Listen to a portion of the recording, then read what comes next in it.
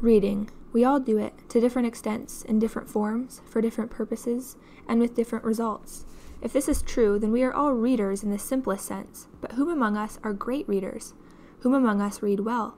If we are able to read well as opposed to poorly, by implication there must be a purpose to reading well instead of poorly, which brings us to the literature itself. Why do we read what we read, and why should we read it well? Maybe we read fantasy novels as a means for escapism. Maybe reading fantasy leads to the eclipse of our own being, and maybe through it we escape our world of troubles briefly.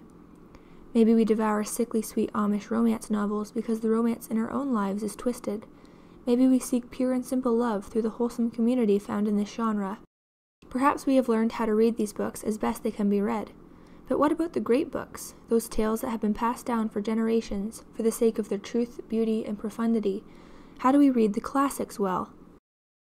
I've been on a journey to discover the answer to this question for over 5 years, but only recently did I finally understand the key to extracting the most wisdom and pleasure out of the greatest books of all time, and it's not about extraction at all.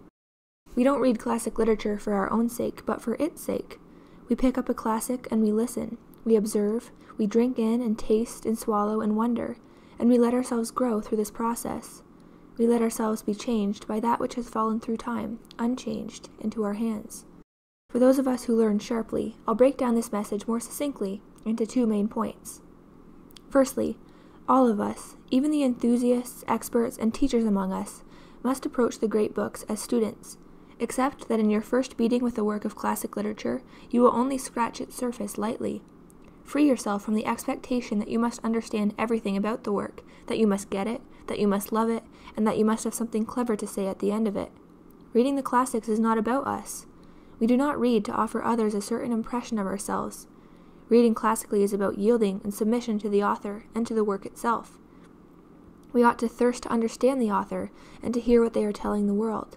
We ought to approach them without judgment or condemnation, seeking to know and understand them in their own time. We ought to devour their perspective and leave our own at the door. We must recognize our own ignorance in order to be wise, and to read wisely we must submit. An impression on a summer night. Learning to read well is like learning to be alone without being lonely. Both are skills that I desperately need to sharpen. Here's how they are the same. I realized on a summer night, on which my husband embarked on a canoe trip with a buddy, that I avoid being alone. I also discovered that it is only when I am alone that I can truly be present with the world. Only then am I able to empty my mind of all its clutter. As I walked through the park alone that night, I listened. I heard the water and the wind and the birds and the train coming over the rusting bridge, and I listened to them. I didn't just hear them, I listened to them. Such was only possible, I found, because I was alone, with no one's needs to attend to but the earth's.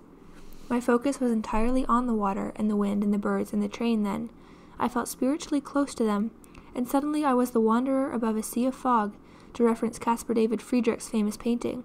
I understood the Romantic poets and their quest to be one with the natural world. This is how we ought to read. We need to be one with the book in our hands. We need to be emptied of all that might steal our attention away from it. We ought to be in solitude with it, for true intimacy can only be found in the solitude of two. And then we must listen to her. We don't just hear her as our eyes gloss over her pages, but we listen to her. We are hers. There is a difference between being alone and loneliness. Being alone is a state of affairs, a state of being, a fact. Loneliness is an emotion, and it has nothing to do with being alone. We all know that we can be surrounded by people and still be lonely. Loneliness has to do with connection, or the lack of it. In this light, I can be alone in nature, feeling the presence of God or a lost loved one, or I can be alone in a quiet place with a great book, and yet be less lonely than if I were at a party of acquaintances. The key is connection. Are we connected to our surroundings? Are we connected to God? And are we connected to the book in our hands? These connections make all the difference. My second point, then, is connection and return. If we experience that sublime intimacy with a person or a place, are we not drawn to return to it? Are we not even desperate to make that return? The same will happen with the great books if we have listened to them properly. We will ache to pick them up again. We will treasure them on our shelves and in our hands, and return to them year after year, opening them with expectation, and receiving once again the joys and sorrows they had added to our consciousness. Read well, my friends. We shall not cease from exploration, and the end of all our exploring will be to arrive where we started and know the place for the first time. T.S. Eliot.